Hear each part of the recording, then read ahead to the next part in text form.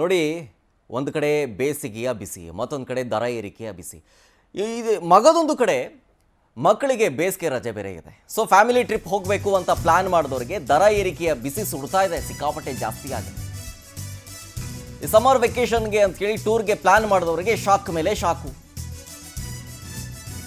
Tours and travels cab, ಐಷಾರಾಮಿ ಬಸ್ಗಳ ಸೇವೆ, ಅದರ ದರ ಏರಿಕೆ ಆಗಿಬಿಟ್ಟಿದೆ. ಕಾರಣ ಏನು? ತೈಲ ಬೆಲೆ ಏರಿಕೆ ಆಗಿಬಿಟ್ಟಿದೆ, ಟೋಲ್ ದರ ಏರಿಕೆ ಆಗಿಬಿಟ್ಟಿದೆ, ವಾಹನದ ಸ್ಪೇರ್ ಪಾರ್ಟ್ಸ್ಗಳು ದುಬಾರಿ ಆಗಿಬಿಟ್ಟಿದೆ. ಹಾಗಾಗಿ ದರ ಏರಿಕೆಯಿಂದ ಟ್ರಾವೆಲ್ಸ್ ನಡೆಸೋದಕ್ಕೆ ಮಾಲೀಕರು ಪರದಾಡ್ತಾ ಇದ್ದಾರೆ. ಇನ್ನೇನು ಮಾಡೋಕ್ಕಾಗುತ್ತೆ? ಅವ್ರಿಗೂ ಬೇರೆ ದಾರಿ ಇಲ್ಲ. ಅದಕ್ಕೆ ಕಿಲೋಮೀಟರ್ ಆಧಾರದಲ್ಲಿ ದರ ಏರಿಕೆ ಅನಿವಾರ್ಯ ಆಗಿಬಿಟ್ಟಿದೆ.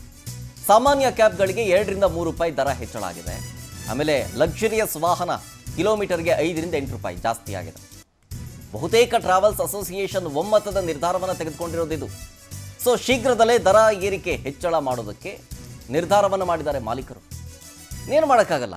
ಪೆಟ್ರೋಲ್ ಡೀಸೆಲ್ ದರ ಏರಿಕೆ ಜಾಸ್ತಿ ಆಯಿತು, ಆಮೇಲೆ ಟೋಲ್ ದರ ಹೆಚ್ಚಾಯಿತು, ಸ್ಪೇರ್ ಪಾರ್ಟ್ಸ್ಗಳು, ವಾಹನದ ಸ್ಪೇರ್ ಪಾರ್ಟ್ಸ್ಗಳು ಅದು ಕೂಡ ಜಾಸ್ತಿ ಆಗಿಬಿಟ್ಟಿದೆ.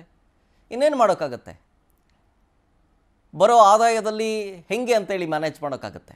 ಸೊ ಎಲ್ಲರೂ ಟ್ರಾವೆಲ್ಸ್ ಅಸೋಸಿಯೇಷನ್ನವರು ಒಮ್ಮತದ ನಿರ್ಧಾರವನ್ನು ತೆಗೆದುಕೊಂಡು ಈ ಒಂದು ನಿರ್ಧಾರವನ್ನು ತೆಗೆದುಕೊಂಡಿದೆ. ಅಂದರೆ ಏನು? ಸಾಮಾನ್ಯ ಕ್ಯಾಬ್ಗಳಿಗೆ ಹೆಂಗೆ ವರ್ಕ್ ಆಗುತ್ತೆ, 2 ರೂಪಾಯಿಂದ 3 ರೂಪಾಯಿ ಜಾಸ್ತಿ ಮಾಡೋಣ ಅಂತ ಡಿಸೈಡ್ ಮಾಡಿರೋದು. ಆಮೇಲೆ ಐಷಾರಾಮಿ ಲಕ್ಸುರಿಯಸ್ ಬಸ್ಗಳು, ಟೆಂಪೋ ಟ್ರಾವೆಲರ್ಸ್ಗಳು, ಅದು ಇದು ಅಂತ ಬರ್ತಾವಲ್ಲ ಟ್ರಿಪ್ ಹೋಗೋದಕ್ಕೆ, ಸೊ ಅದೆಲ್ಲವೂ ಕೂಡ 5 ರಿಂದ 8 ರೂಪಾಯಿ ಜಾಸ್ತಿ ಮಾಡೋಣ ಅಂತ ಲಕ್ಸುರಿಯಸ್ ಬಸ್ಗಳದ್ದು. ಇನ್ನೇನು ಮಾಡೋಕ್ಕಾಗಲ್ಲ, ಬೇರೆ ದಾರಿ ಇಲ್ಲ. ಸೊ ಯಾವಾಗ ಹೆಚ್ಚಳ ಆಗುತ್ತೆ?